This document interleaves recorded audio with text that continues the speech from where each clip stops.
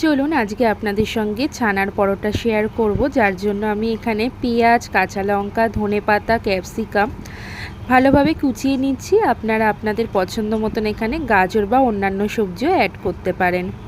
এরপরে কড়াইতে তেল বা ঘি দিয়ে ওই যে কুচিয়ে রাখা সবজিগুলো আর ছানা দিয়ে ভালোভাবে হাই ফ্লেমে একটু ভেজে নিতে হবে।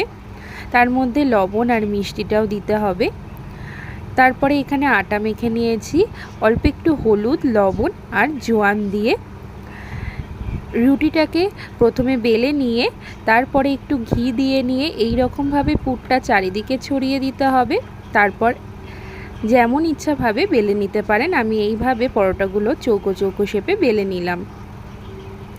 তারপরে আমি এখানে ঘিয়েতে এইগুলো করে নিয়েছি। যেহেতু ছানার পরোটা ঘি দিয়ে করলে কিন্তু খুব ভালো লাগে খেতে, এবং পরোটাগুলো কিন্তু খুব নরমও হয়।